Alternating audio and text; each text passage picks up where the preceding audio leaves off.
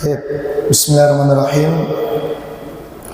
Assalamualaikum warahmatullahi wabarakatuh. Alhamdulillah alladzi bi ni'matihi tatimmus shalihat. Asyhadu an la ilaha illallah wahdahu la syarika lah. Iqraran bihi wa tauhida. Wa asyhadu anna Muhammadan abduhu wa rasuluhu sallallahu alaihi wa ala alihi wa sallam taslima mazida. Amma ba'du. Yang kami hormati Mudir Pondok Pesantren Darul Rasyid Al-Ustaz Setio Abu Ahmad hafizahullah ta'ala, yang kami cintai dan banggakan, semua asatidzah dan seluruh pengurus Pondok Pesantren Darul Rasyid hafizakumullah ta'ala. Semoga Allah subhanahu wa ta'ala senantiasa memberikan keberkahan pada hidup dan kehidupan kita semua. Tabikhani wa akhwati fillah rahimani wa rahimakumullah, pada kesempatan kali ini ana diminta untuk memberikan materi terkait dengan potret ideal seorang pegawai. Dan sebelum kita mulai, mungkin sedikit disclaimer ya, karena biasanya yang diundang itu ahlinya. Contoh, bisnis autopilot, biasanya yang diundang adalah pebisnis yang sudah punya bisnis autopilot, atau menata keuangan yayasan, biasanya yang diundang ahli keuangan dan seterusnya. Namun tidak seperti itu di dalam agama kita. Dalam agama kita justru sebaliknya, al-ilmu qabla al-qaul wal amal. Ilmu dulu sebelum berucap dan beramal. Oleh karena itu, ana buat di slide selanjutnya, Ustaz. Disclaimer dulu. Tayyib. Ana bawakan sebuah ucapan dari Umar bin Khattab radhiyallahu taala anhu, diriwayatkan oleh Ibnu Hajar dalam kitab beliau Fathul Bari. Beliau mengatakan, tafaqahu qabla an tusawwadu. Belajarlah, tafaquhlah kalian sebelum kalian mendapatkan sesuatu tugas atau jabatan. Ya, seperti inilah Islam. Jadi tidak perlu tunggu ahli atau sempurna baru berdakwah. Maka kita dapati ada ustadz yang mengajarkan kitab haji, tapi dia belum pernah berhaji. Ada ustadz yang mengajarkan kitab jihad, tapi dia belum pernah berjihad.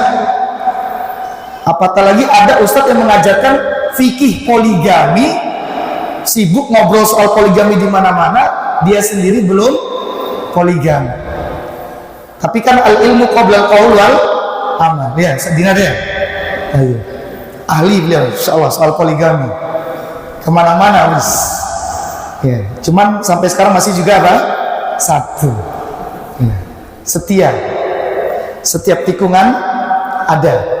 Tapi oleh karena itu ikhwah wa akhwati fillah rahimani wa rahimakumullah, semoga dengan disclaimer ini kegiatan kita di siang hari ini sifatnya bukan taklim, tapi hanya sekedar sharing antara ana dan antum, yang mudah-mudahan semoga Allah berkahi akan menjadi sebuah hal yang mendasarkan kita untuk bergerak selanjutnya.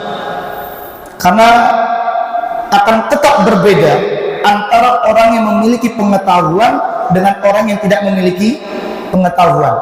Pasti berbeda. Bukankah Al-Imam Ibnu Qayyim mengatakan aslu kulli khairin al-ilmu wa aslu kulli syarrin al-jahlu. Asal dari semua kebaikan yang ada Kalau kita ngelihat ada kebaikan, ada sesuatu yang baik, asalnya pasti di sana ada ilmu, didasari ilmu pasti. Pondok pesantren maju besar, masya Allah berkembang, pasti di sana ada ilmunya. Sebaliknya, asal segala keburukan, ada keburukan apapun, pasti di belakangnya ada kebodohan. Maka kita sangat sering perlu untuk apa? Sharing. Dan bahkan tafaqahu qabla an tusawwadu ini di dalam Ibnu Hajar Al-Asqalani rahimahullah taala, beliau meletakkan dalam bab dan Sahih Bukhari al-ibtighad bil ilmi wal hikmah, al-iktibat ghibta, keinginan yang kuat untuk mendapatkan ilmu dan hikmah dimanapun dia dan dari siapapun. Bahkan kita lihat hadis Nabi SAW, Abu Hurairah saja mengambil ilmu dari siapa? Syaitan yang mencuri baitul mal. Kata Rasulullah, sodako, dia jujur. Walakin apa? Kadzub, tapi dia apa? Pendusta. Abu Hurairah mengambil ilmu dari syaitan. Nah, kita seorang muslim, seorang mukmin, hendaklah mencontoh para salaf kita dulu, suka dan cinta mengambil ilmu dan hikmah dari siapapun. Dan jelas sebuah athar dari Mujahid dalam Sahih Bukhari juga, beliau mengatakan, la yata'allamul ilma mustahin wala mustakbirun. Tidak akan mungkin dapat ilmu, tidak akan mungkin, mustahil. Dua golongan. Mustahil, orang yang malu dia duduk di majelis ilmu, malu bertanya, malu belajar. Dan mustakbirun, orang yang sombong. Alah Ustadz Fulan, alah materi ini, wis gitu-gitu doang. Tidak akan dapat ilmu orang seperti ini. Ini keluar dari lisannya Mujahid, seorang tabi'in, berguru langsung dari Abdullah ibnu Abbas, yang mana kalam beliau, ucapan beliau keluar dari intisari ilmu beliau, pengalaman beliau secara spiritual, pengalaman beliau dalam menjalani kehidupan. Tidak akan mungkin seseorang itu dapat ilmu, pengetahuan, kalau dia punya dua sifat ini, malu dan sombong, ghamtun nas, meremehkan orang lain. Nah, oleh karena itu ikhwah, anda mulai dari disclaimer ini, sifatnya kita nanti sharing, ya mungkin nanti kita bisa kembangkan melalui sesi tanya jawab kalau seandainya ada, Ustaz ya. Kita masuk ke slide selanjutnya, Ustaz. Karakter ideal. Kita diminta di sini untuk mengisi potret ideal seorang pegawai. Dan alhamdulillah kita wajib bersyukur pada Allah Jalla fi'ula. Allah Subhanahu wa taala telah mengutus Nabi kita Muhammad sallallahu alaihi wasallam sebagai potret yang ideal dari segala sisinya. Alhamdulillah. Laqad kanat lakum fi Rasulillahi uswatun hasanah. Rasul pun pernah menjadi pegawai. Rasul pun pernah menjadi pemimpin dan seterusnya. Alhamdulillah. Ya, jadi kita tidak perlu lagi berkiblat mencari-cari di luar dari agama kita. Alhamdulillah. Baik. Secara umum ada 4 karakter yang harus dimiliki oleh seseorang pekerja, pegawai, apabila ingin menjadi golongannya, pengikutnya Nabi kita Muhammad sallallahu alaihi wasallam dalam menjalani kehidupannya sebagai pegawai. Dan insya Allah nanti akan kita breakdown satu persatu. Yang pertama adalah al-ikhlas. Ini inti dari semua poin yang ada, dan bahkan kalau mau kita sampaikan semua poin-poin itu akan sangat banyak. Tapi inti dari semua poin yang ada ini al-ikhlas. Nanti kita lihat gimana kok bisa al-ikhlas ini menjadi inti dari semua teori, konsep, dan semua hal yang ada. Yang kedua adalah al-quwwah, kekuatan, kualifikasi, profesionalitas, kompetensi, dan seterusnya. Nanti akan kita jelaskan insyaallah. Yang ketiga adalah al-amanah. Yang keempat, husnudzon billahi jalla wa ala. Kita masuk kepada al-ikhlas. Ikhwani fillah rahimani wa rahimakumullah. Al-Imam An-Nawawi rahimahullah ta'ala, beliau berkata, babul ikhlas wa ihdarun niyah fi jami'il a'mal wal aqwal al-barizah wal khafiyah. Kita ketahui Al-Imam An-Nawawi menulis kitab Riyadhus Shalihin. Di setiap judul-judul bab dari Riyadhus Shalihin itu fikihnya beliau, kesimpulan fikihnya beliau dari hadis-hadis yang beliau sampaikan. Riyadhus Shalihin kumpulan hadis dan kumpulan ayat Al-Quran. Beliau simpulkan menjadi satu judul, itulah fikihnya beliau. Beliau mengatakan al-ikhlas, pentingnya al-ikhlas dan menghadirkan niat ikhlas tadi di setiap perbuatan kita, ucapan ataupun amal, al-barizah yang tampak ataupun yang tersembunyi. Dan beliau membawakan banyak hadis, 12 lebih, dan juga ayat-ayat Al-Quran yang di sana menjelaskan keutamaan orang yang ikhlas, orang yang selalu menghadirkan niat dalam semua amalnya. Dalam konteks ini, kepegawaian, pekerjaan, ana ambil 3 saja, karena di sana mungkin ada 17, ada 20, bahkan ada 50, bahkan bisa faidah dari kitab Riyadhus Shalihin cuma dalam bab al-ikhlas ini. Yang relevan untuk pembahasan kita sesuai waktu dan seterusnya, 3 poin. Kita lihat ikhwah, poin yang pertama, ketika seorang pegawai itu menghadirkan niatnya ikhlas, memurnikan tujuannya hanya kepada Allah Jalla fi'ula, dia akan mendapatkan pahala bahkan dalam urusan dunianya. Bukan cuma mengajar kalau di pondok pesantren, OB, TU, accounting, finance, bahkan sarpras, semua ini akan bernilai ibadah dan bernilai pahala. Ikhwani fillah rahimani wa rahimakumullah, Rasul SAW mengatakan, innaka lan tunfiq nafaqatan tabtaghi biha wajha Allah illa ujirta 'alaiha hatta ma taj'alu fi imra'atik. Rasul kita bilang, engkau tidaklah memberikan nafkah, sebuah nafkah apapun itu, bahkan dalam riwayat yang lain lum'atan, satu apa?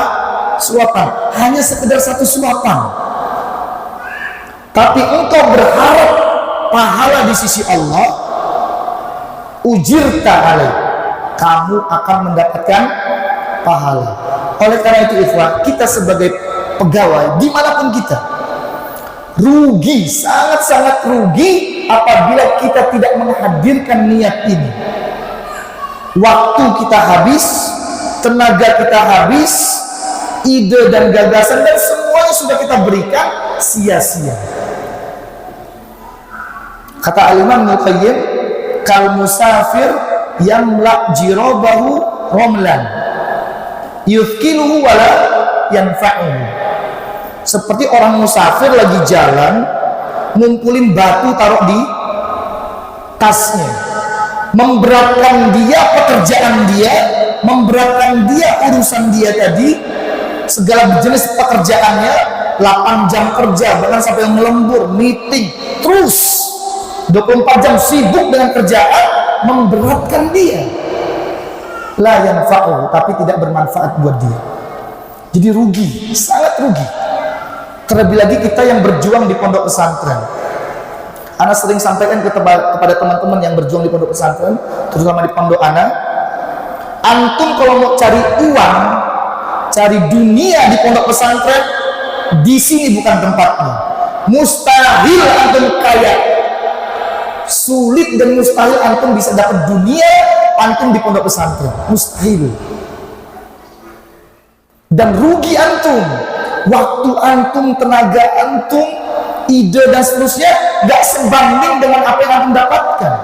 Lebih baik fokus di luar sana bisnis. Kalau mencari dunia di pondok pesantren, di pondok pesantren ini yang kita cari ikhwah, al-barokah, keberkahan. Istri kita berkah, tidak membangkang, menjadi solehah. Suami kita berkah, anak-anak kita berkah, harta kita berkah, kehidupan kita berkah, kesehatan Allah jaga, lingkungan kerja berkah, teman-teman soleh. Keberkahan itu yang kita cari di pondok pesantren, bukan dunia. Nah, bagaimana kita bisa mendapatkan keberkahan ini? Ikhlasun niyah. Kita berinteraksi hati kita dengan Allah Jalla fi'ula. Wis, gak peduli dengan kanan kiri, gak peduli mudir melihat, teman melihat, santri melihat, gak peduli. Interaksi saya, akad saya, transaksi saya dengan Allah Jalla fi'ula. Bukankah tingkat tertinggi itu adalah al-ihsan dalam agama Islam? Amal zahir, sholat, puasa, zakat, haji. Al-iman, keyakinan tentang Allah, tentang Rasulnya, tentang kitab-kitab Allah. Di atas itu semua apa? Al-ihsan. Dipraktekkan itu semua, dikumpulkan jadi satu. Anta budallah ka'annaka tarahu fa illam takun tarahu fa innahu yaruka. Engkau beramal, engkau beribadah, beramal ini seolah-olah engkau melihat Allah Jalla fi'ula. Dan engkau tidak bisa melihat Allah, lihat antum. Allah lihat antum. Maka di akhir tadi ada husnudzon, nanti akan kita perkuat di situ. Maka poin-poin selanjutnya baik al-qawwam, apa al-quwwah, kemudian apa lagi tadi al-amanah, kemudian apa tadi lagi itu semua tidak akan jadi, tidak akan sempurna kalau tanpa apa? Ikhlas. Antum profesional di sini, tanpa ikhlas selesai. Bisa jadi futur antum. Kadang lihat kondisi lingkungan yang tidak mendukung antum. Gaji tidak mendukung, lingkungan tidak mendukung, teman-teman cuek, tidak mendukung semuanya. Futur. Maka tadi diawali dengan ikhlas, profesional akan muncul, amanah akan, dan seterusnya. Karena interaksi kita dengan Allah Jalla fi'ula, kita ini sedang beramal menjalani kehidupan ini, berkomunikasi dengan Allah Jalla fi'ula. Ya taladzah, bersenang-senang, bernikmat-nikmat dengan Allah. Hadirkan itu ilmu hakikat. Ya, masa kita kalah dengan orang-orang sufi? Mereka selalu beriyadhah hati, melatih hatinya, spiritualnya supaya sampai kepada hakikat. Nah, kita di atas ilmu, di atas sunnah, riyadhahnya, bimbingannya, puncaknya tadi sampai kita yataladzat ma'allah. Gak peduli kan nanti, gak peduli suaminya sekelas Fir'aun, zalimnya kepada dia, gak peduli istrinya selevel istrinya Nuh, anaknya selevel anaknya Nuh, dia tetap berkomunikasi dan bahagia dengan Allah Jalla fi'ula. Bayangkan Asia, suaminya Fir'aun. Ada manusia yang paling bejat melebihi Fir'aun, tapi Aisyah, Asia bahagia Asia. Tidak wanita seperti wanita sekarang. Suami saya selingkuh, saya juga selingkuh. Suami saya main judi, saya juga. Suami saya nangis. Karena niatnya tadi, keikhlasan niat, kaitan hatinya dengan Allah yang kurang. Maka ini tadi Anda sampaikan inti dari semua hal. Dan alhamdulillah agama kita al-Islam, terutama manhaj kita dakwah Ahlussunnah wal Jamaah Salafi, menguatkan terkait dengan ini. Selalu dibahas tauhid. Apa sih tauhid? 3 cuma. Tapi ini sebagai fondasi bisa menghadirkan ikhlas. Kalau dia benar-benar paham 3 tauhid, akan hadir itu ikhlas. Apa? Tauhid rububiyah. Kapan seorang dikatakan bertauhid rububiyah? Allah satu-satunya pencipta, khaliqu kulli syai'. Semua ini Allah yang ciptakan. Yang kedua, Allah pemilik, lahu mulkus samawati wal, satu-satunya hanya Allah. Dalam rububiyah yang terakhir, ini ringkasan dari kalamnya Syekh Utsaimin dan Al-Qaul Mufid. Tidak dikatakan dia beriman dengan tauhid rububiyah kecuali 3 hal. Khaliq, Malik, terakhir Al-Mudabbir. Pengatur alam semesta ini siapa? Allah. Kok dia yakin terhadap itu? Kenapa bertawakal, bersandar kepada makhluknya, langsung kepada Allah Jalla fi'ula. Minta hak kita kepada Allah, minta semua balasan dari Allah Jalla fi'ula. Bukankah dilengkapi lagi dengan tauhid asma wa sifat? Ar-Rahman, Allah maha kasih sayang, tidak akan pernah berbuat zalim sedikit pun. Al-Jawad, maha pemberi. Al-Karim, maha baik. Al-Latif, maha halus dalam memberikan sesuatu.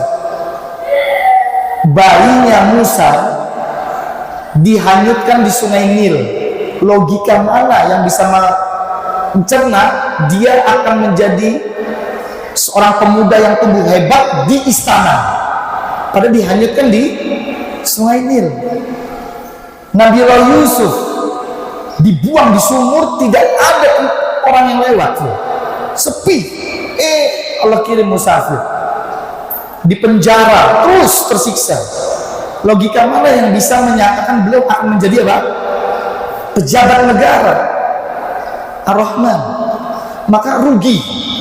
Waktu kita habis, tenaga kita habis, untuk meeting, ide kita habis, untuk kerja bakti, untuk segala macam di pondok, tidak menghadirkan keikhlasan.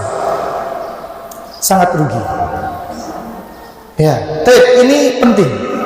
Kita akan mendapatkan pahala semuanya itu. Hatta memberikan air minum untuk santri-santri, bawain galon, kemudian memberikan makan, bersih-bersih WC. Jadi bukan hanya pengajar ilmu, bukan. Semua yang terkait ketika dia menghadirkan keikhlasan akan mendapatkan apa? Pahala. Yang kedua, coba lihat, akan mendapatkan petunjuk dalam bekerjaan dan tidak tersesat. Ini kan yang kita cari. Pegawai itu tidak melakukan kesalahan.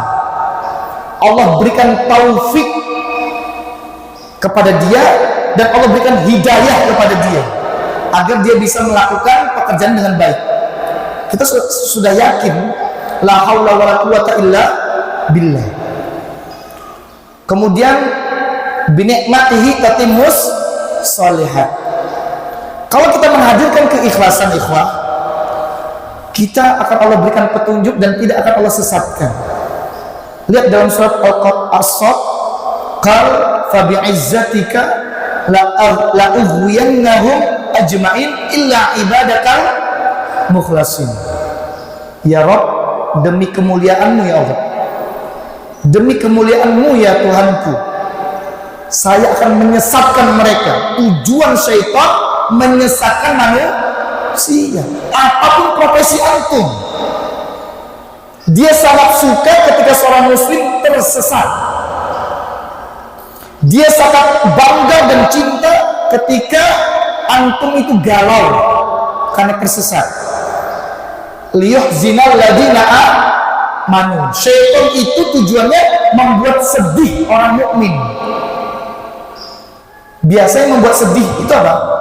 Tersesat, gagal pekerjaannya, gagal proyeknya, gagal dan seterusnya, tersesat. illa ibadaka minhumul mukhlasin, kecuali orang-orang yang ikhlas. Tidak akan bisa disesatkan oleh, gimana bisa dia selalu berkomunikasi, setiap mau berbuat bismillah, minta petunjuk kepada Allah, minta pertolongan kepada Allah. Ya, lihat kisahnya Nabi Yusuf. Walaqad hammat bihi wa hamma biha laula ra'a burhana rabbih kadzalika linasrifa anhu as-su' wal fahsya innahu min ibadina mukhlasin. Hampir tersesat Nabi Allah Yusuf. Ya Allah, berat. Ya, dalam suatu ruangan kamar yang indah wangi, ada seorang wanita tercantik. Ini istrinya raja, bukan selir, tapi istrinya. Selir mah, ini istri pasti pilihan. Yang ngajak juga siapa? Wanitanya. Bahkan sampai dikejar-kejar kan? Coba antum dapat kondisi gini gimana coba? Sedinar. Hah? Gimana? Kesempatan ini kan? Kalau anak pribadi, ini kesempatan emas. Anak akan manfaatkan benar-benar. Loh, di luar sana orang tuh sampai nyari, bayar. Itu pun dapatnya jelek, nggak sesuai. Ini harum dari ujung rambut ke ujung kaki, harum. Putih dari ujung rambut ujung, masuk kulitnya ya. Pilihan, ini kesempatan emas. Orang udah nyari aja nggak dapet, lihat sosmed nyari nggak dapet. Yang jomblo, ya ada yang jomblo, kasihan. 2024 masih jomblo, kasihan. Ya, semoga Allah mudahkan. Ini kesempatan emas ya, kawan. Kesempatan emas untuk apa? Membuktikan, menunjukkan ketaatan kita kepada Allah Jalla fi'ula. Karena belum tentu kita dapat kesempatan ini. Inilah kesempatan terbesar kita tunjukkan kepada Allah, ini ketaatan saya kepada Engkau ya Allah. Lihat tawasulnya orang yang terkurung dalam goa batu. Dia punya rasa cinta dengan sepupunya kesusahan uang, dia minta pinjam dengan syarat berzina. Saat ingin melakukan perzinahan, ittaqillah, langsung ingat, pergi. Ini yang dia andalkan untuk keluar dari goa, terkurungnya dalam goa. Bisa jadi ini juga bisa kita andalkan di hadapan Allah ketika kita berhadapan dengan azabnya Allah Jalla fi'ula. Maka ini kesempatan emas untuk menunjukkan ketaatan kita kepada Allah Jalla fi'ula. Ini Anda dapat faedah dari Ustaz Abdul Rahim fil fasad di kelas. Ketika ngajar Al-Aqidah Wasithiyah, pertanyaannya ditujukan langsung ke Ana. Maka Ana ingat, Robi, antum kalau dapat posisi begini gimana? Nah, segala macam. Beliau langsung katakan, ini kesempatan emas. Ini Masya Allah, ini harus dimanfaatkan. Kita mikirnya udah aneh kan? Langsung dibantai dengan beliau, tunjukkan ketaatan kita kepada Allah Jalla fi'ala. Begitu juga antum dan kita semua di pondok pesantren Darul Rasyid. Ketika ada peluang untuk bermaksiat, Allah bukakan kesempatan, bendahara contohnya, uang dia pegang, dia bisa manipulasi. Ini tunjukkan, ini kesempatan terbaik untuk menunjukkan ketaatan kepada Allah Jalla fi'ala. Khianat dalam pekerjaan, tidak masuk sesuai dengan waktunya. Siapa yang tahu? Ketika dia ikhlas, dia berinteraksi dengan Allah. Ya Allah, saya tepatkan waktu saya untuk datang, saya usahakan walaupun saya sulit. Mudah-mudahan menjadi apa? Amalan yang bisa saya andalkan di hadapan Engkau ya Allah. Keikhlasan ikhwan. Dan syahidnya kadzalika linasrifa anhu as-su' wal fahsya apa? Innahu min ibadinal Mukhlasin, karena dia seorang yang mukhlis. Orang kalau selalu berinteraksi dengan Allah ikhlas, Allah akan berikan petunjuk dalam pekerjaannya. Dan kita butuh hidayah dalam setiap hal. Bahkan sampai nanti di padang mahsyar, mulai dari azab kubur, fitnah kubur, sampai masuk surga atau neraka, kita butuh hidayah dari Allah. Pertanyaan munkar dan nakir butuh hidayah. Padang mahsyar butuh hidayah, sirat butuh hidayah, Kintora butuh hidayah, dan seterusnya. Itu semua bisa kita dapatkan kalau kita senantiasa menghadirkan apa? Keikhlasan. Ini penting. Terus yang ketiga, nah ini motivasi buat kita semua. Allah pasti mengangkat derajat dan kemuliaan orang-orang yang mukhlis.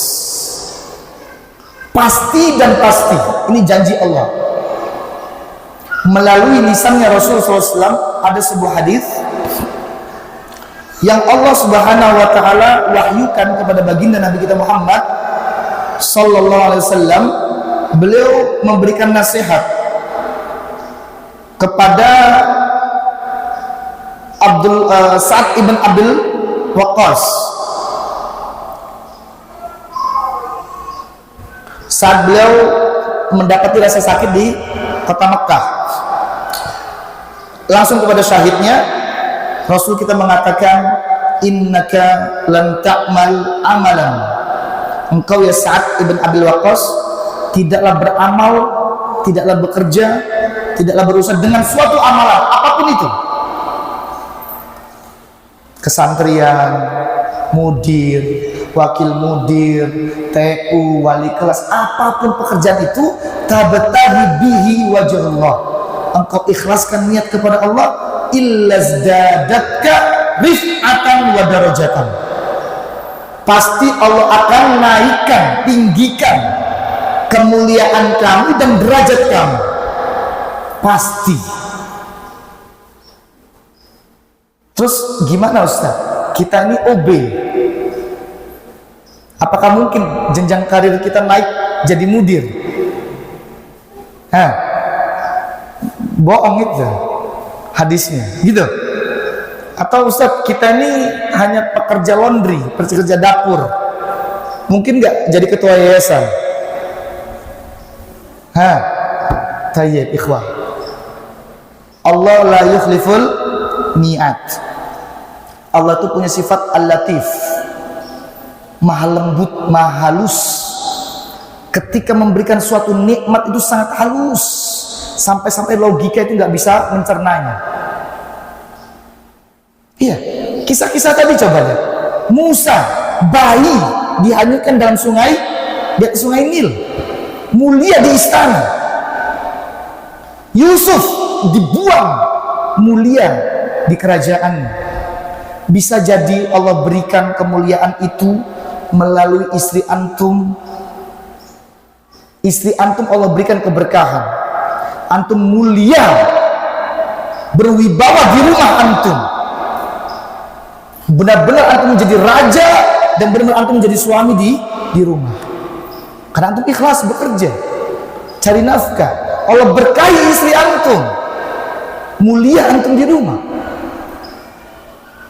Atau sebaliknya, sang istri bekerja di rumahnya, merapikan, ikhlas dia karena Allah, Allah muliakan dengan suaminya memuliakan dia, mengangkat derajatnya, dimuliakan istrinya karena dia bekerja di rumah, nyuci piring, nyapu, jaga anak, nyusuin, hamil, dan menjaga amanah lainnya. Dia interaksinya hanya kepada Allah, ikhlaskan niat, Allah muliakan dia dengan melalui apa? Suaminya. Dan bisa jadi Allah berkahi anak-anaknya.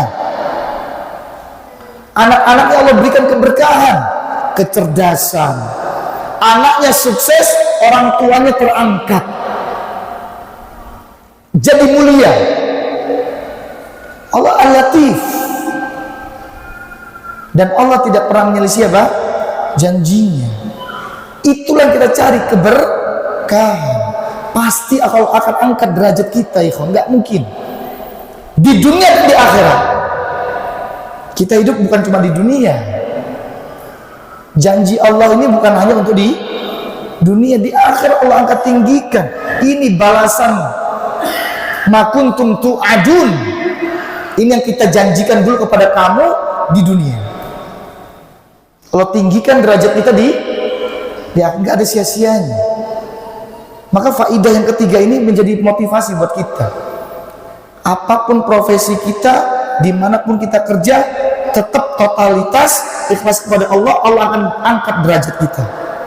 Allah akan berikan kemuliaan kepada diri kita melalui istri, melalui anak, melalui keluarga, tetangga, melalui rekan kerja. Bisa jadi keberhasilan itu, kesuksesan itu bisa jadi dari relasi. Sukses takdir Allah, kemudian apa? Relasi, skill. Terus terang, Anda punya beberapa perusahaan. Di antaranya perusahaan Maklun Kosmetik tadi di Depok, yang anak angkat sebagai manajer saat ini itu tidak ada latar belakang sama sekali manajerial. Tapi selama anak berinteraksi dengan dia mau belajar, dia Masya Allah effortnya, cerdas dan seterusnya, totalitas ketika mendapatkan tugas. Anak melihat itu perubahan itu, anak angkat jadi apa? Manajernya anak, wakil anak kalau anak tidak ada di perusahaan. Itu contoh, nggak masuk logika, dia S1 aja tidak. Dan contoh-contoh lain banyak, ikhwah. Seorang ibu yang berusaha kerja banting tulang di pasar, dagang sana sini, anaknya Allah berkahi. Sukses anaknya, orang tuanya diangkat menjadi mulia. Kisah seperti ini banyak. Toyib. Minimal 3 inilah motivasi kita untuk menghadirkan apa? Keikhlasan dalam bekerja, menjadi potret ideal seorang pegawai. Dan faidah dari ikhlas banyak sekali. Maka saran ana baca kitab Riyadh As-Shalihin, tamannya orang-orang soleh. Orang soleh baca kitab itu rohah dia, bahagia dia, tentram, tenang. Makanya disebut Riyadh, taman. Harapan seorang penulis rahimahullah ta'ala, semoga Allah mengampuni beliau dan juga mengampuni kedua orang tua beliau dan juga mengampuni semua manusia yang mengambil faidah dari kitab beliau itu. Harapannya apa? Ketika beliau ada orang yang membaca kitabnya, orang-orang soleh akan riak dia, seolah-olah di dalam sebuah taman, tenang, tentram, sejuk, nyaman. Baca bab tadi Al-Ikhlas wa ihdarun niyah. Di situ sebutkan semua dalil terkait dengan keutamaan ikhlas. Ini cuma 3 dan banyak lagi di sana faidah. Lanjut Ustaz. Bismillah. Kita masuk poin yang kedua. Ini al-quwwah. Al-quwwah ini tidak akan bisa langgeng. Anda mulai dari sini tidak akan bisa istiqomah konsisten kalau tidak didasari dengan apa tadi? Ikhlas. Nggak akan mungkin. Ada orang tuh profesionalitas di awal, ketika dapat ujian, gaji atau jatah dia dikit atau tidak dihargai atau dia ada hasad muncul dan seterusnya, futur tinggalkan profesionalitas, wis bodoh amat wis. Ini bisa langgeng kalau dia sudah menerapkan yang pertama tadi, al-ikhlas. Al-qawwam ikhwan, dalilnya jelas. Inna khaira man istajarta al-qawi al-amin. Al-qawi, sebaik-baiknya engkau jadikan pekerja yang bekerja untukmu. Istijar itu tolabu syakhsin akhar liya'mal bi'iwat, ya, dengan apa? Balasan. Pegawailah, kerja.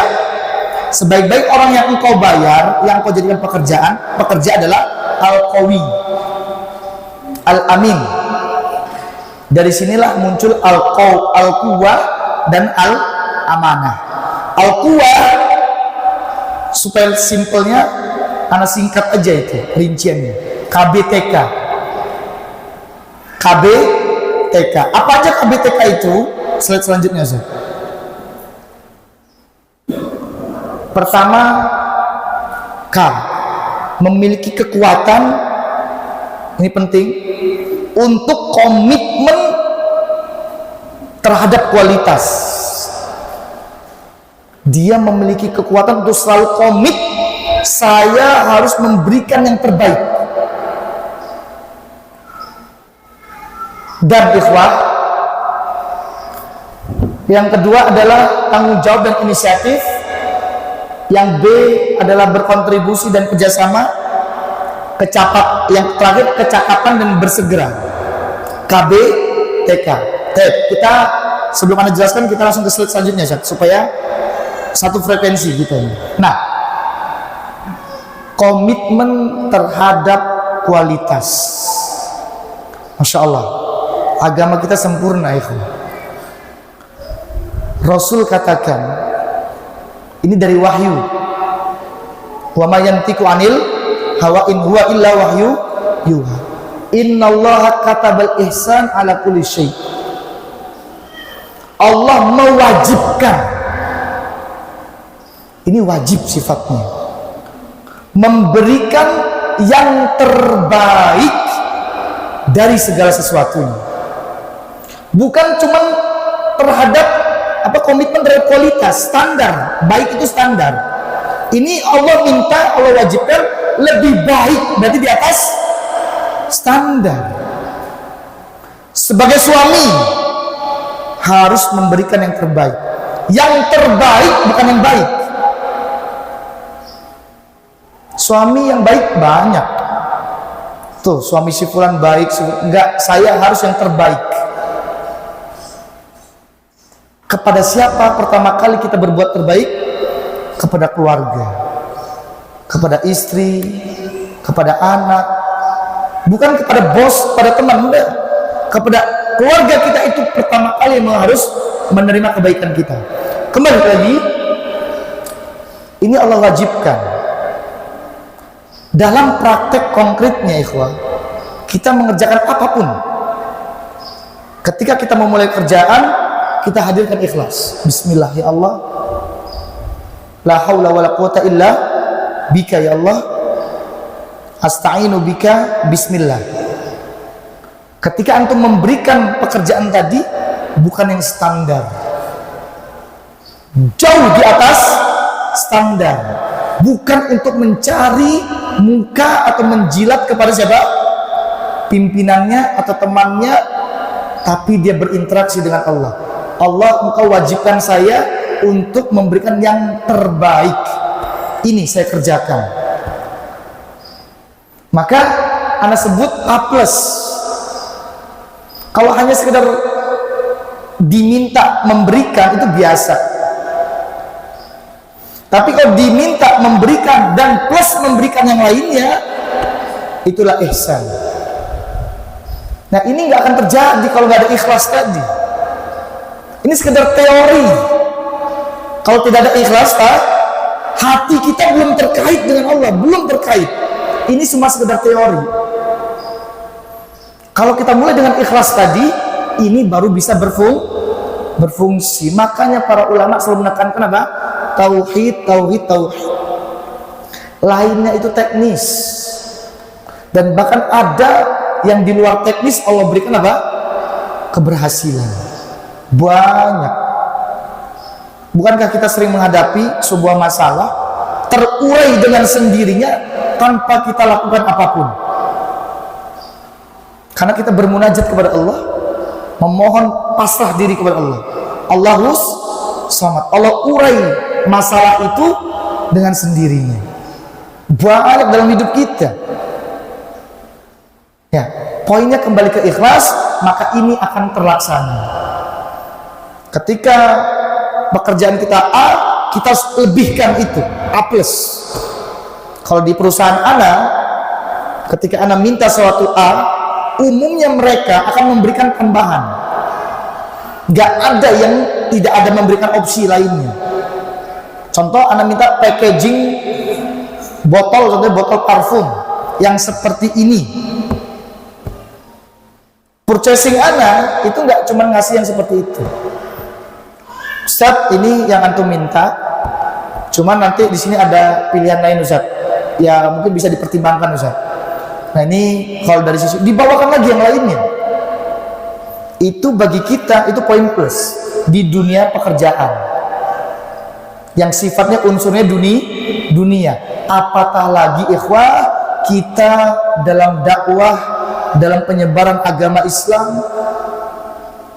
Maka termasuk kezaliman ketika ada seorang ustadz di sini ngajar tanpa persiapan. Zalim antum. Ngajar santri tanpa persiapan. Amanah itu akan dituntut nanti di hari kiamat.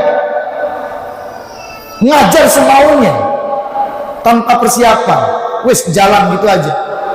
Bahkan berijtihad sendiri di kelas. Dia sesat dan menyesatkan. Hati-hati. Kita diperintahkan untuk memberikan yang terbaik. RPP itu yang terbaik itu di sini, rencana proses pembelajaran di hatinya, bukan yang tertulis. Tertulis belum tentu berbunyi. Ini faedah dari Ustadz kita Al-Ustadz Mubarak Mbak Mu'allim Hafizahullah Ta'ala. Beliau mengatakan itu, anak setiap ngajar, anak persiapkan sesibuk apapun anak. Makanya setiap beliau masuk itu pasti ada as-su'alul awal, pertanyaan pertama. Ya, itulah Masya Allah ya.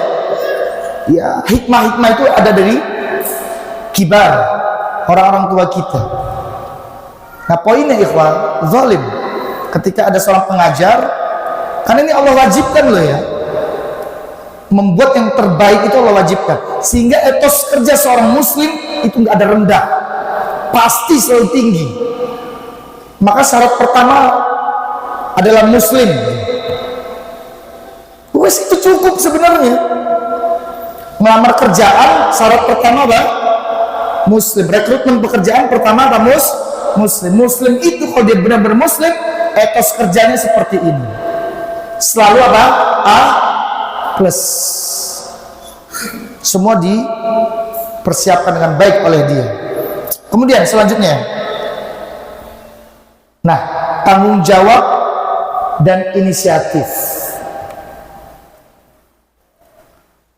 Ini KBTK ya, berarti T dulu nih ya, salah susunan slide, tapi tidak ada masalah. Tanggung jawab ini dan inisiatif ini dua aspek penting dalam dunia profesional, dalam dunia usaha, dalam dunia kerja, dalam dunia perusahaan sana di luar.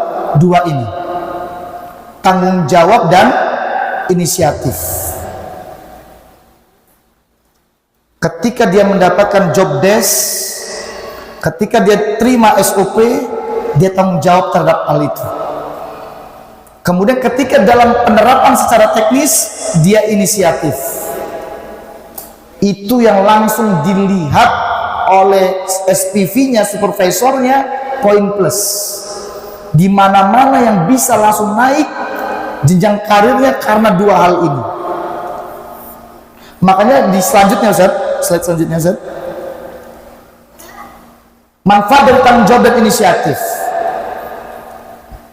Kalau kita sudah dasarkan keikhlasan, tentunya pasti Allah akan membalas. Dalam lingkungan ada kebiasaan, kita akan mendapatkan minimal 3. Mendapatkan apresiasi dari rekan kerja dan pimpinan.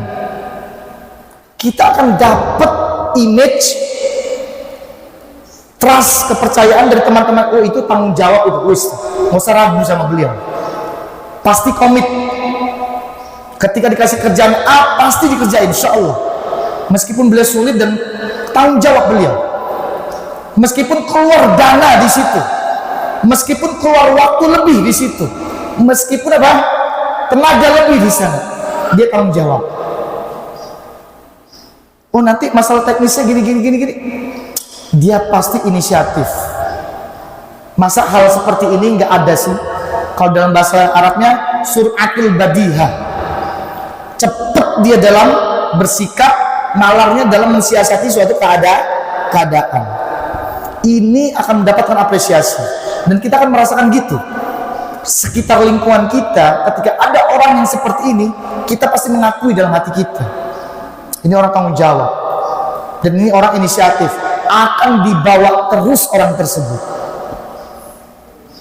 oleh pimpinannya. Dan jangan pernah khawatir ikhwah, apa sering Anda lihat itu video-video singkat, kerja jangan apa capek-capek lur ya, jangan totalitas, gaji segitu-segitu aja, kagak naik-naik, kan itu ya, ada ya, kerja santai aja udah.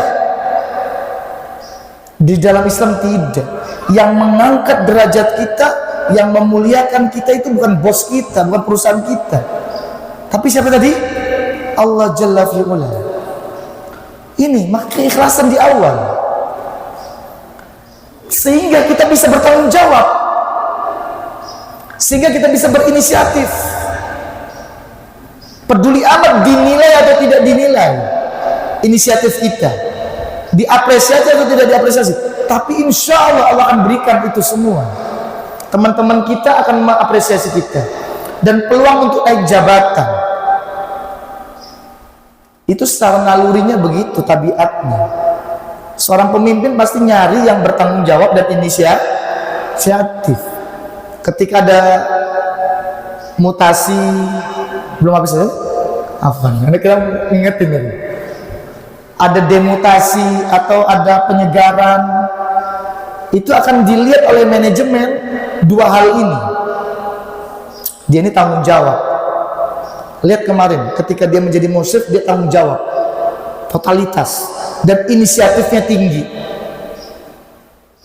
Apapun latar belakang dia, mau S1, S2, yang akan dilihat apa? Tanggung jawab dan inisiatif. Yang ketiga, mempermudah melaksanakan tugas dengan lebih lanjut. Kita sendiri akan mudah, Allah akan mudahkan itu ya, karena kita berinteraksi dengan Allah Jalla fi'ula. Allah itu tidak akan pernah menyia-nyiakan sekecil apapun amalan seorang hamba, tidak akan pernah Allah sia-siakan. Nanti akan kita bahas di bab husnudzon. Nah, ikhwah, selanjutnya berkontribusi dan kerja sama. Nah, ini penyakitnya banyak organisasi.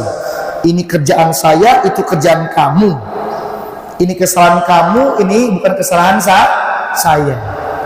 Man yusharu ilaihi albanan. Siapa yang harus ditunjuk hidungnya? Itulah penyakit ketika sebuah perusahaan atau pondok pesantren yang sudah terbangun sistem. Beda ketika dari awal merintis, semua kerjasama, kontribusi. Saat sudah ada sistem, hierarki dibuat, struktur dibuat, job desk dibuat, mulailah berucap, ini bukan job desknya Ana, ini bukan job desknya Ana, ini bukan kerjaannya Ana, itu kerjaannya Ustadz Syahroni itu. Wes biar dia aja yang capek, ngapain kita sibuk di sana? Oh, ini kerjaan Ustadz Rahmat, ini bukan kerjaan saya ini. Ikhwafillah rahimani wa rahimakumullah.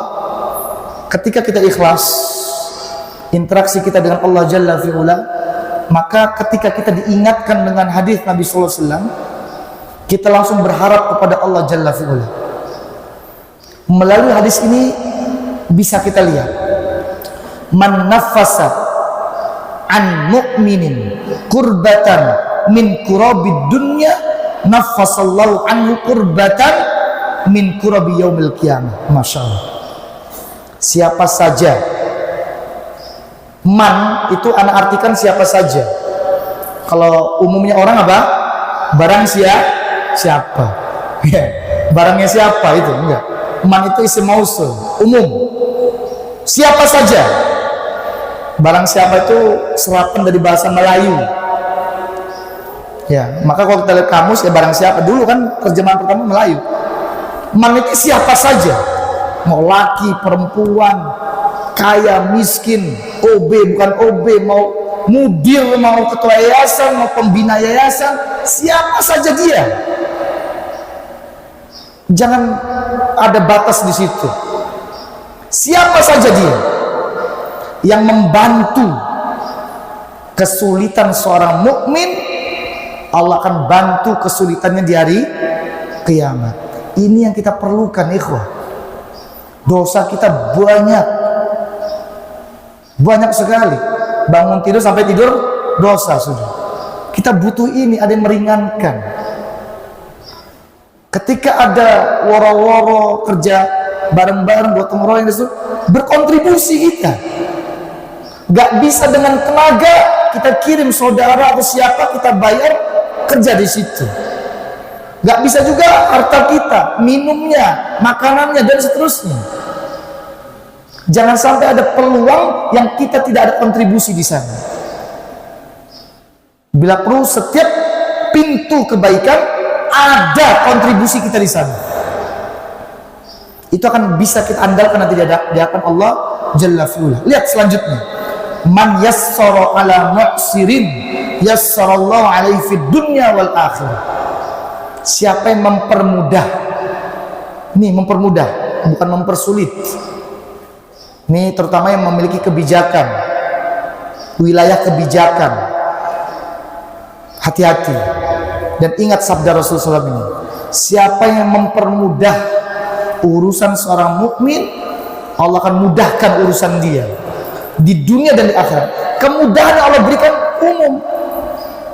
Allah mudahkan dia ngurusin keluarganya, Allah mudahkan dia cari rezeki, Allah mudahkan dia didik anaknya, Allah dan seterusnya, dan terlebih lagi di hari kiamat kelak. Allah mudahkan jalannya menuju surganya Allah Jalla fi'ala. Sehingga ikhwan, ini perhatikan yang punya wilayah kebijakan. Mudahkan. Kenapa yang dipersulit? Kalau seandainya bisa dipermudah. Dan juga ada terkadang kecenderungan hasad, benci, ya, atau ingin one man show. Satu contoh simpel, pondok pesantren ingin studi banding ke pondok pesantren yang lain, ingin minta data. Ini yang sering terjadi. Pelit banget, ditahan banget apanya, sistemnya, ilmunya, sharingnya pelit banget. Lies itu semua.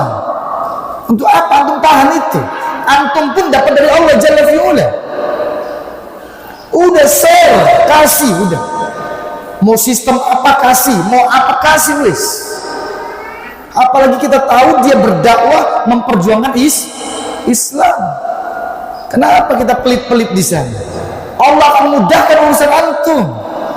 Semua urusan antum Allah mudahkan di dunia dan di akhirat.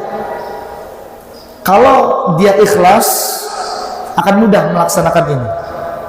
Kalau tidak ikhlas, berat. Ini karya saya, ini saya yang buat, ini saya. Kok ente enak aja ambil, ente enak aja manfaatnya. Interaksi kita dengan Allah Jalla fi'ula ini akan mudah. Ya, ini perlu latihan. Karena karakter itu ada dua. Al-mauhib, ya, pemberian dari Allah. Memang Allah berikan kepada dia, orangnya itu apa? Muyassir, memudahkan. Ada yang berat, maka butuh dilatih. Dan karakter itu bisa dirubah. Ada orang katakan, wis kok, ini gaya saya ngomong begini, wis, ceplas-ceplos. Memang keras omong saya ini, cepat, nggak bisa dirubah karakter saya. Lah, mustahil, nggak mungkin, dusta itu nggak bisa dirubah. Ada seorang suami bilang ke istrinya, sudah toh, ini karakter saya begini, ceplas-ceplos, nggak bisa saya rubah. Ngomong lemah lembut itu nggak bisa, pelan-pelan tuh nggak bisa. Udah gaya ngomongnya begini, udah nggak bisa dirubah. Lah, dalam Islam al-ilmu bita'allum wal ilmu bitahallum. Untuk mendapatkan ilmu belajar, untuk mendapatkan kelemah lembutan latihan untuk berlemah lembut. Dan bisa berubah kok. Antum berhadapan dengan presiden saat ini, Presiden Jokowi depan antum ngomong teriak-teriak, nyocaho apa, ada begitu? Oh, dari mana ente? Cepat ceplos? Enggak. Antum akan tata, antum akan susun, antum akan pikirkan. Jadi nggak ada kepada istri, ya kepada teman-teman, karakternya udah ini karakter saya. Lah, kadzab, dusta itu. Dia menutupi karakter buruk dia dengan ucapan seperti itu. Untuk apa datang Islam? Li utammima makarimal akhlak, bisa dirubah karakter. Maka setiap pembahasan hati dan karakter selalu dimuqaddimahi dengan dua. Karakter atau sifat itu ada mauhibah, secara asal Allah berikan dia, dermawan, muhsinin, suka berbagi. Ada yang perlu dilatih untuk sedekah itu, karena asalnya dia pelit. Nah, ikhwani fillah rahimani wa rahimakumullah, sudah kita berkontribusi, bekerja sama, apalagi di pondok pesantren ini peluang-peluang kebaikan banyak. Jangan pelit. Ia bakhal li nafsi. Kalau dia pelit, hakikatnya dia pelit untuk dirinya sendiri. Dia menghalangi pertolongan Allah untuk diri dia. Dia menghalangi kemudahan Allah untuk diri dia. Dia menolak bantuan Allah untuk diri dia. Saat dia bakhil. Oleh karena itu penting kita untuk ikhlas, kaitkan terus, dan ini bisa terlaksana kalau kita ikhlas. Wa man satara musliman satarallahu fid dunya wal akhirah, ini juga sama. Aib di yayasan, aib di pondok pesantren, umbar sana sini, bahkan sibuk buka di luar. Ya, ibaratnya orang itu sering ngomong apa? Dia minum dari gelas yang sudah dia ludahi. Di luar komennya semua segala macam, aib semua dibuka di luar. Dia masih tetap kerja di situ. Kalau nggak cocok keluar, selesai. Justru itu menunjukkan ente itu apa? Rendah, hina. Ente masih berharap kerja di tempat yang ente apa? Hina, caci maki. Ente lebih hina dari itu. Ente derajat ente lebih rendah dari itu. Lo dengan begitu aja ente nggak bisa bersikap. Yang serendah perusahaan itu, yang serendah pondok pesantren menurut ente tadi, ente tidak bisa berlepas dari itu. Ente lebih rendah dari itu. Sibuk di luar, caci maki mudirnya, wakil mudirnya, manajemennya, ketua yayasan, habis semua, dihabisin. Ngomongnya di luar. Seorang muslim tadi berbuat yang lebih baik. Pikirannya, hati jangan berhenti dikritik. Kenapa dia sibuk dengan kritik? Coba langkah lebih lanjut lagi, dia pikirkan bagaimana solusinya. Sama loh usaha berpikirnya, tenaganya sama, waktunya sama, alat yang dia gunakan juga sama, hati dan otak. Kenapa dia cuma fokus di kritiknya aja, mikir dalam tuh, ini kok begini tuh begitu, kritik aja udah. Tampol itu supaya sadar. Coba antum langkah lebih jauh lagi, pikirin solusinya,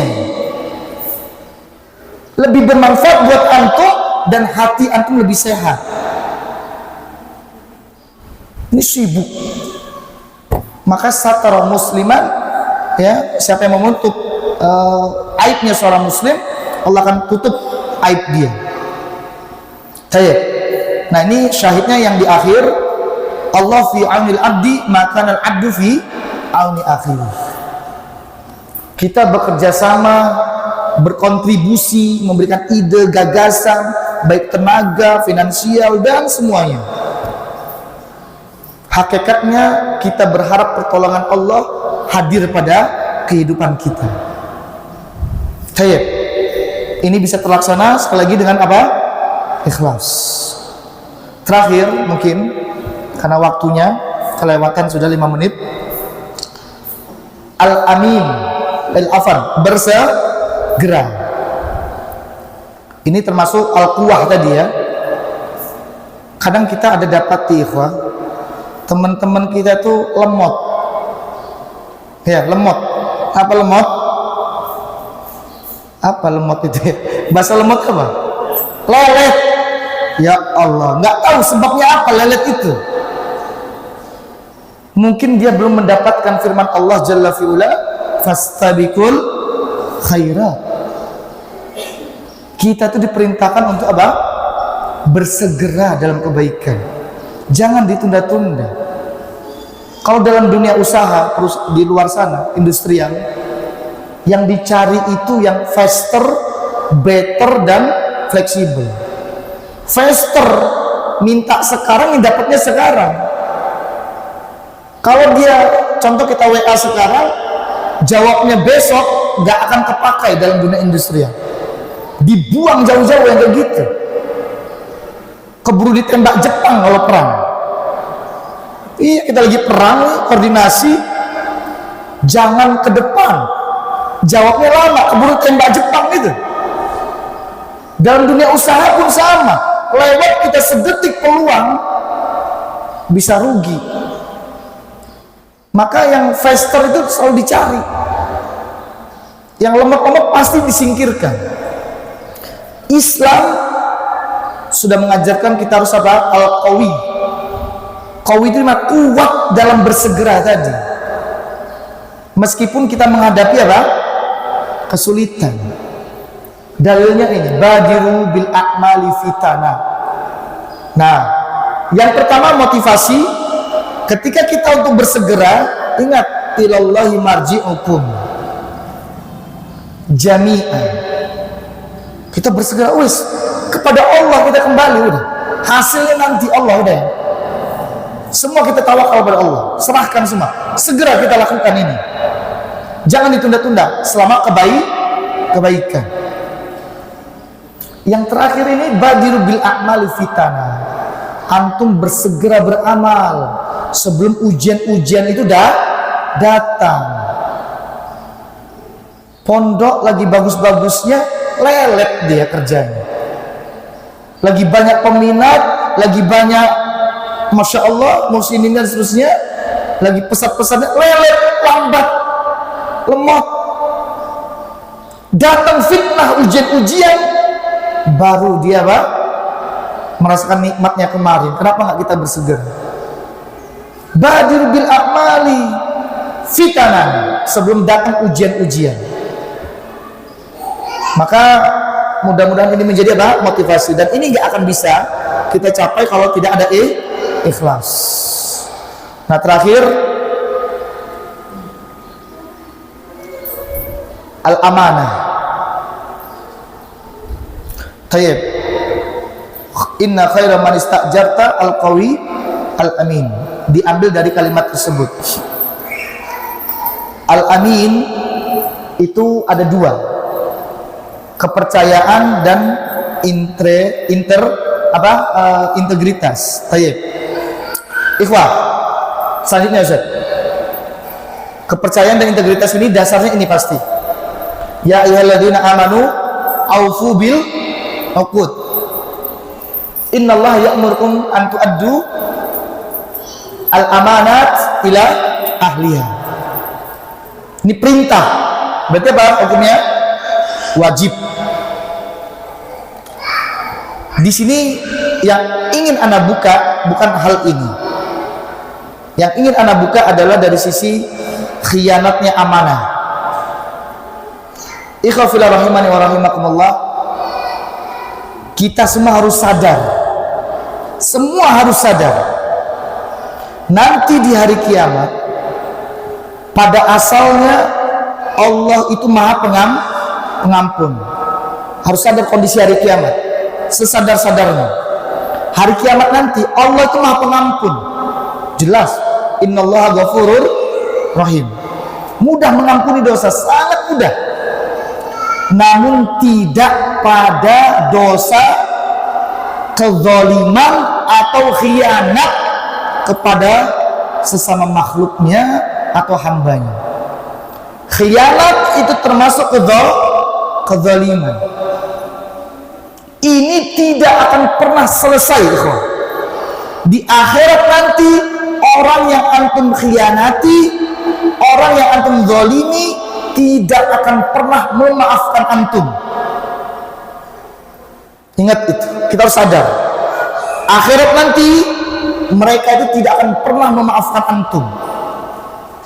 Antum khianat, kita di sini ada 3 tanggung jawab kan di pondok pesantren. Tanggung jawab kepada Allah Jalla fi'ala. Itu insya Allah Allah ampuni. Kalau kita benar-benar taubat dan banyak amal soleh kita. Yang kedua, tanggung jawab kita kepada wali santri atau customer kita. Akan dimintai pertanggungjawaban itu oleh wali-wali kelas, wali-wali santri dan santrinya. Ketiga, tanggung jawab kita kepada pimpinan kita masing-masing. Kita berkhianat, yakin, ingat ikhwah, harus sadar kita, mereka semua tidak akan pernah memaafkan antum. Tidak akan pernah memaafkan antum. Maka lanjut Ustaz. Ingat, Sahih Muslim, la tu'addunal huquq ila ahliha. Kamu pasti akan memberikan hak kepada yang punya. Hatta yuqada asyad al-jalha min asyad al-qarna. Bahkan hewan pun yang punya hak, yang terzalimi amanah, dia wajib mengembalikan. Apalagi antum dan kita. La tu'addunal huquq ila ahliha. Tatkala kita berkhianat, ingat, ini pasti akan diminta nanti dari kiamat, dan dia tidak akan memaafkan saya. Dalilnya mana tidak memaafkan? Coba selanjutnya Ustaz, ada enggak? Baik, sebelumnya berarti belum Anda masukkan slide. Coba antum lihat dalam surat Fatir, nanti antum bisa kembangkan dalam tafsirnya. Allah Subhanahu wa taala berfirman, "Wala taziru waziratu wizra ukhra." Tidak akan mungkin seseorang itu memikul dosa orang lain. Wa in tad'u muthqalatun ila himliha. Orang yang memikul dosa tadi memanggil semua orang, tolong pikul dosa saya. Tidak ada satupun yang bisa dan sanggup dan mau untuk memikul. Istri kita nggak mau, orang tua kita nggak mau, yang masya Allah sudah. La yuhmalu minhu syai' walau kana dza qurba. Tidak ada satupun yang sanggup dan mau memikul dosa kita walaupun orang-orang terdekat. Lihat tafsirnya dari Syekh Sa'di rahimahullah taala. Beliau mengatakan, "Falaisat halatul akhirati bimanzilati halatid dunya." Kondisi akhirat itu jauh berbeda dengan kondisi di dunia. Di dunia ikhwah, kita sanggup mati bela anak dan orang tua kita. Sanggup kita mati tumpah darah kita. Orang tua pun sanggup mati membela anak itu di dunia. Di akhirat berbeda. Yatamannal abdu an yakuna lahu haqqun ala ahadin walau ala walidayhi wa aqaribihi. Masing-masing berharap dia punya hak yang belum ditunaikan dari orang tuanya. Coba. Dan kerabat-kerabatnya. Dia sanggup menuntut siapa? Orang tuanya. Dihadapkan kepada Allah Jalla fi'ula. Makanya Allah katakan, yubassarunahum yawaddul mujrimu law yafradi min adabi yawma idin bibani wa sahibatihi wa akhihi wa fasilatihi allati tu'wi wa man fil ardi jami'an. Orang mujrim, pengkhianat tadi, yang tidak amanah tadi, berdosa tadi, ditampakkan azab. Dan saat itu yawaddu, berkeinginan sangat, yaftadi, dia korbankan, dia tebus min azab yauma idin, azab tersebut dengan anaknya, dengan saudaranya, wa fasilatil lati tuwi, famili dia yang dulu di dunia membelanya, dan bahkan sanggup dia mengorbankan seluruh makhluk yang ada di dunia ini. Apatah lagi ente. Jadi jangan husnudzon. Insya Allah Ustadz Setio orang baik, dia seorang ustadz, dia akan nuntut anak insya Allah. Insya Allah Ustaz Rahmat aman, insya Allah dia orang baik, khianat sedikit gak apa, insya Allah dia orang baik, dia akan maafkan. Insya Allah wali santri baik, insya Allah santri ini walaupun kita kampung ya kan, atau amanahnya kita tidur-tiduran aja musyrif, tidak ada pembinaan dan seterusnya, khianah dia terhadap amanah, wali santri baik, insya Allah dia maafkan saya. Sadar ya kawan, siapa ente? Orang tuanya aja sanggup dia korbankan, anaknya aja sanggup dia korbankan, apalagi ente, siapa ente ini? Maka la tu'adduna huquq ila ahliha, kamu pasti akan mempertanggungjawabkan itu. Hati-hati ikhwan, Anda enggak menguatkan ya ayyuhalladzina amanu aufu bil uqud, ya ayyuhalladzina amanu innallaha ya'murukum an tu'addul amanat. Ini yang harus kita wanti-wanti saat kita berkhianat. Di akhirat kita harus sadar Allah Maha Pengampun. Makhluk tidak secara asal bahkan tidak akan pernah maafin ente. Ya tamanna baka, berharap ada hak ente di sana. Bukankah Allah katakan yauma yafirul mar'u min akhi wa ummihi wa abi wa sahibatihi wa bani. Hari itu yafirul mar'u min akhi, seseorang lari dari saudaranya, wa ummihi wa abi, dari bapak dan ibunya lari, wa sahibatihi wa bani, anak dengan ibunya lari. Secara logika, ketika orang dapat masalah, pasti ngumpulnya dengan siapa? Keluarga lah, minta dukungan, relasi, harta, motivasi, ngumpul untuk minta dukungan. Di hari tersebut, yang puncaknya masalah justru apa? Bertaburan. Kenapa? Karena khawatir dituntut oleh anaknya, dituntut oleh ibunya, dituntut oleh istrinya, dituntut oleh saudara, dituntut oleh semua manusia. Kan dia sudah berkhianat tadi. Dikisahkan Qais ibn Mulai ya, masyhur ini, kalam ini digunakan oleh para ulama untuk menjelaskan terkait dengan haknya seorang istri yang tidak ditunaikan oleh suami. Innal mar'ata la tukhasimu yaumal qiyamati 'indallahi. Ada nanti seorang wanita, seorang istri menggugat suaminya di hadapan Allah Jalla fi'ula. Dia gugat suaminya di hadapan Allah Jalla fi'ula. Dia bilang apa? Inna hadza zawji, ini suami saya ya Allah, la yu'allimuni wa la yu'addibuni. Dia nggak ngajarin saya ilmu dan nggak ngajarin saya adab. Innama huwa ya'ti bi khubzi as-suq. Dia cuma datang dari apa? Dari pasar bawa roti. Datang cuma bawa roti, yang dipikirin sandang, pangan dan papannya ya, kenyang, itu aja. Nggak ngajarin ilmu, nggak ngajarin adab. Istrinya akan nuntut suaminya di hari kiamat nanti. Nah, yang paling akan kuat untuk menuntut kita orang terdekat kita, dari istri kita, anak kita, yang kita zalimi, yang kita khianati amanahnya, dan terutama di pondok pesantren kita ini yang tercinta. Antum khianat, hati-hati ya. Taib ini mungkin yang bisa kita sampaikan. Taib ini semua dibingkai di akhir dengan husnudzon billah. Nah, ini pengikatnya, kuncinya. Diawali dengan ikhlas, diakhiri dengan apa? Husnudzon billah. Kenapa kok bisa husnudzon billah? Ana 'inda dhanni 'abdi bi wa ana ma'ahu idza dzakarani. Dalam riwayat yang lain, falyadhunna 'abdi ma syaa. In dhanna khairan falahu, in dhanna syarran falahu. Saya itu sesuai prasangka hambaku kepadaku. Kalau dia berprasangka baik, kebaikan untuk dia, dan kalau dia berprasangka buruk, dia keburukan bagi dia. Kenapa kau dihadirkan ini untuk mengunci? Setelah kita ikhlas, kita profesional, al-quwah dengan segala macam tadi, setelah kita amanah, terkadang kehidupan itu tidak sesuai dengan apa yang kita harapkan.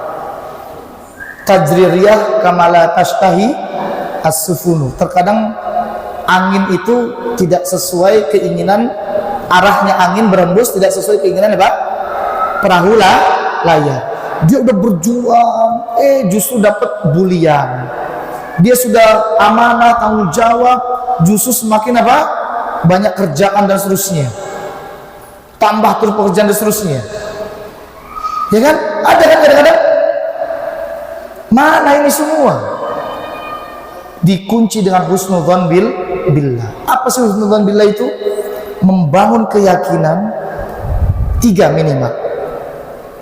Pertama, kita hadirkan dalam hati kita, Allah itu tidak akan pernah menyia-nyiakan sekecil apapun amalan kita.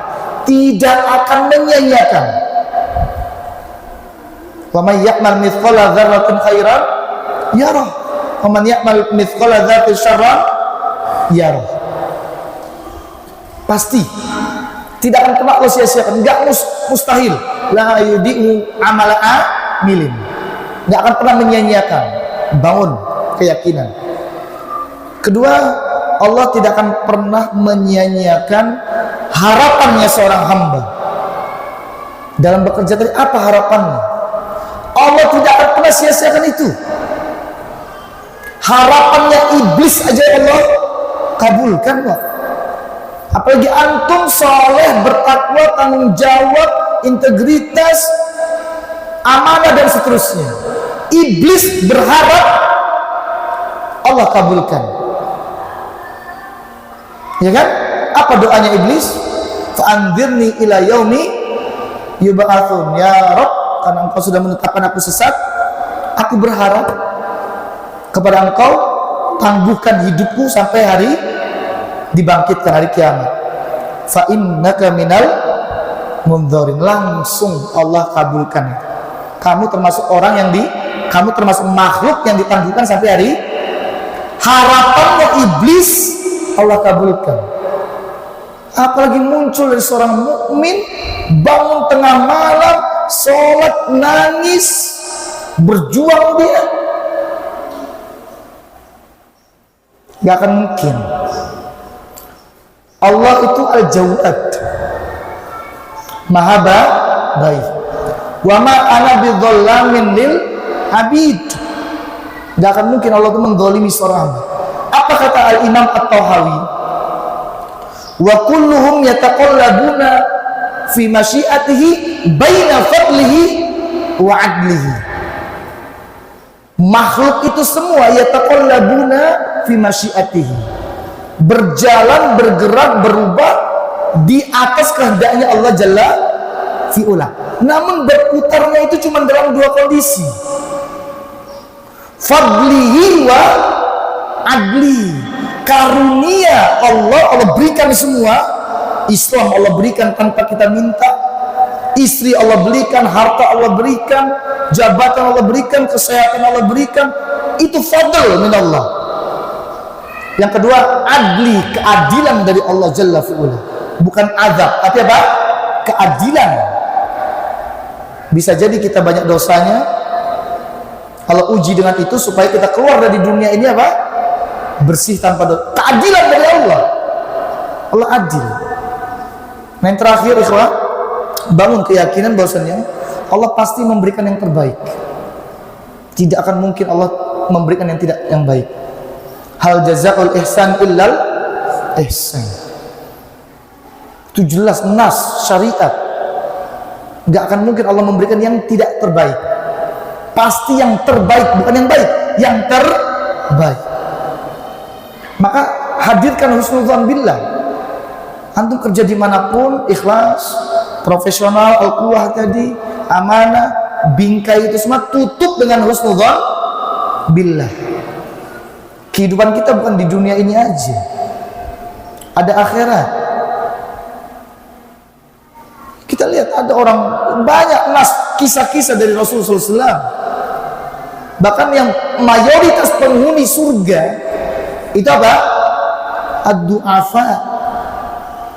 Orang-orang yang dianggap lemah, jabatannya lemah, titelnya rendah, kekayaannya remeh-temeh, tidak dianggap ketika duduk.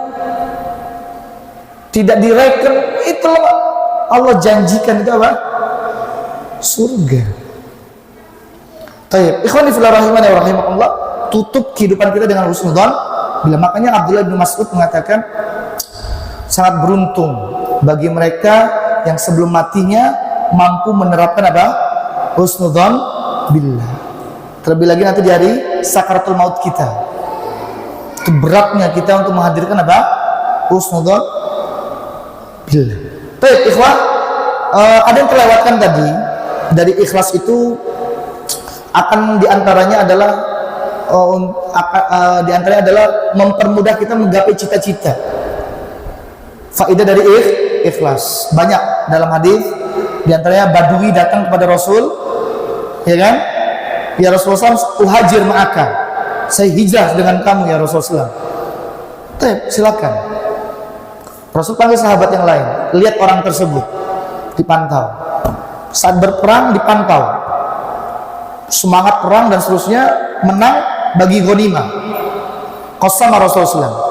Rasul membagi ghanimah untuk Badui tadi. Diantarkan ke Badui karena di paling belakang dia. Pas diantarkan, dia jawab, "Mahadza, apa ini?" Qasama an-nabiyyu laka. Ini bagian yang telah Nabi bagikan untukmu. Dibawa ghanimah tadi menuju Rasulullah SAW. "Mahadza ya Rasulullah?"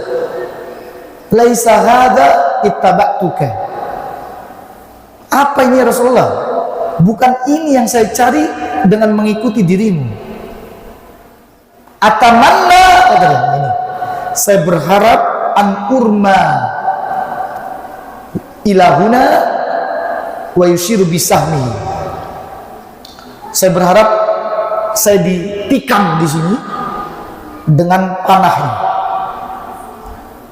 Fa usyahid, dan saya mati syahid, fa adkhul jannata, maka saya masuk surga. Apa kata Rasulullah SAW? In sodaqta sodaqakallah. Kalau kamu jujur, Allah akan juga lebih jujur dari kamu. Berperang, setelah perang tidak ditemukan Badui tadi. Ketika dicari, diperintahkan Rasulullah untuk mencari, ternyata tepat di halqnya tadi yang dia tunjuk anak panah di situ. Apa kata Rasulullah SAW? Sodaqah fasodaqahullah.